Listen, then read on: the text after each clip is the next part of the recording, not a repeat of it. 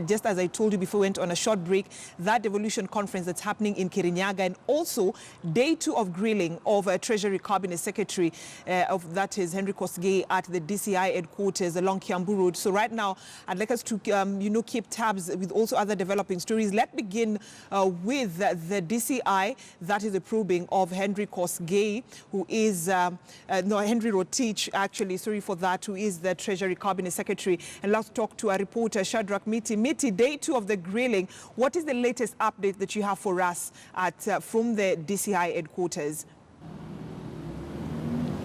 Well, Brenda, indeed it is day 2 of the grilling, and right now we are counting about 1 hour or 1.5 hours after the CS for National Treasury, Henry Rotich, arrived here at the DCI headquarters to continue from where he left yesterday. Remember, the whole of yesterday, from as early as around 5:45 thereabout, up to around 7:30 p.m.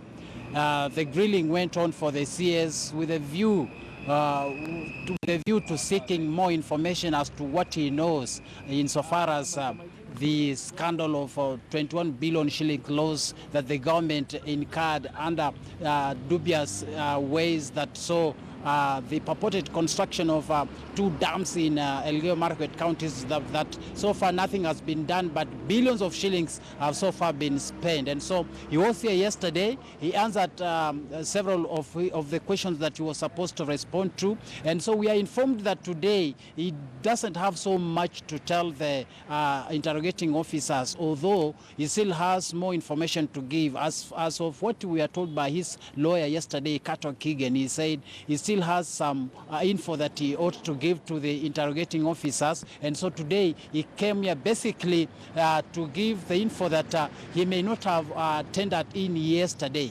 And so from here, Brenda, what we understand is that among several other things that the CS is here to clarify is to tell the interrogating officers whether indeed the business of constructing the 2 dams in Elgeyo Marakwet, was it a government-to-government business where Kenyan government and the Italian government were involved, or it was a private arrangement where the government was not supposed to be involved. And if indeed the government was to be involved, were all the necessary government agencies involved from day 1 up to the last minute that the payments were done? For instance, the investigators would really want to know what was the input of the Attorney General, and to that, and again, what was the role of him as the Cabinet Secretary for National Treasury, even as he went ahead to allow for the payment of billions of shillings, even after there were red lines and red flags raised over the possibility that the entire process of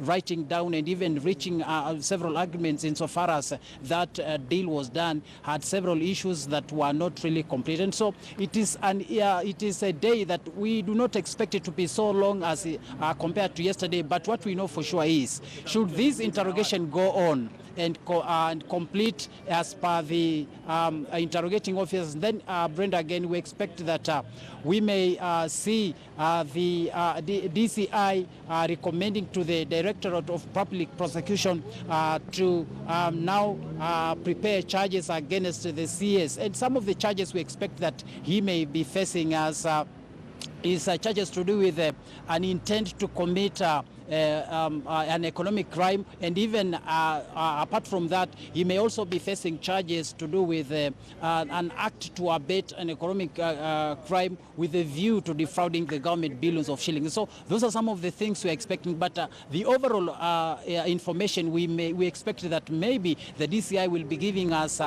in details what the CS will have told them and what they intend to do at the end of everything. And also we expect that CS Henry Rotich's lawyer, Mr. Kato Kigen, will as well be gracious enough to tell us exactly how the interrogation went and what the next action, course of action will be insofar as the interrogation is concerned. Back to you, Brenda. All right, and Miti, what is, as we speak, what is the stand of the CS? Is it 7 billion shillings as said by the Deputy President, or is it 21 billion shillings that's in question?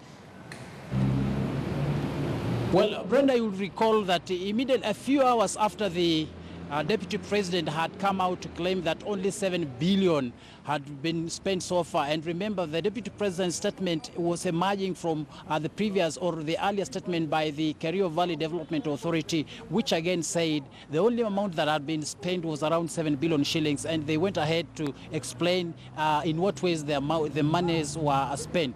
But a few hours later, when immediately after the Deputy President had spoken, now the CS himself, that is Henry Rotich, came out and gave a breakdown, and that was corroborated by some investigating files from the DCI, which again indicated that indeed the country may have lost up to 20.5 billion shillings in what we may say dubious means. And so on one hand, it was the Deputy President suggesting that it was only 7 billion shillings, but again, on the other hand, the CS himself came out to clarify that indeed so far around 21 billion shillings had been spent in ways that were not so clear. And so he is here again to either justify to us or to the public whether it was indeed 21 billion shillings or it was 7 billion shillings as to what the Deputy President said. So among other things, maybe seeking to draw for us or to draw to the public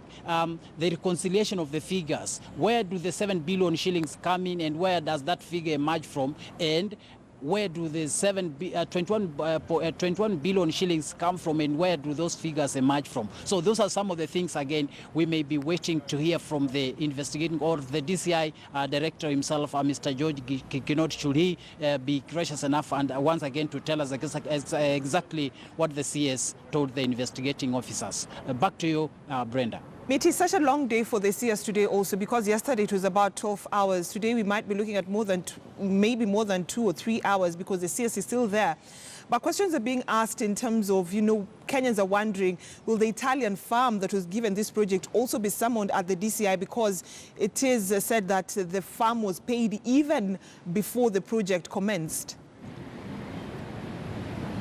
Now, Brenda, the most interesting element to this whole saga is that immediately after the Italian firm had been given the monies from the Kenyan government, it went ahead to file for the bankruptcy proceedings in their own country, that is in Italy. And the courts in Italy went ahead to declare that company as bankrupt. And so what that means within the laws of Italy, it means you cannot follow up on anything claiming for any compensation whatsoever from that company. And so the only option, even though the company may not be, or the company representatives may not be invited at the DCI to shed more light on that. Now, the only option that remains of Kenya is now to go to the International Court of Justice, or maybe at the ICC, where it will now file for an independent proceedings to claim for compensation should that company be found guilty in any way. Because as it stands now, that company has been cushioned by the Italian laws, since it has already filed for bankruptcy proceedings against itself, and the courts have found it, have declared it so as being bankrupt. And so the Italian company that is involved in this saga may not be coming here, but again, the CS himself is under every obligation to tell the interrogating officers what information he has about that company. For instance, he may be required to tell the interrogating officers the nature of that company, and if indeed, for instance, we are told that 3 banks received the monies that were wired in Italy. We have a bank in Spain, we have another bank in England, and we have another bank in Italy. And so alongside those banks, the CS may be required to tell the interrogating officers, if at all he had any chance to meet the officials or the managers of the companies, and again, if he had any opportunity to meet the managers and the directors of the banks in the respective countries of Italy, England, and Spain. And so we may say that much of the burden as to what the nature of the companies we are looking at and we are hearing from, it may really be on the shoulders of the CS himself to tell the country and to tell the interrogating officers for how much or what diligence did he do to ensure that he knows and he understood the people he was dealing with in this entire transaction. Back to you, Brenda. All right, thank you so much, Shadrach Miti, for that. Keeping camp at the DCI headquarters, where Henry Rotich, Cabinet Secretary for Treasury, day 2 grilling before the investigative authorities concerning that mega dam scandal in the Rift Valley region.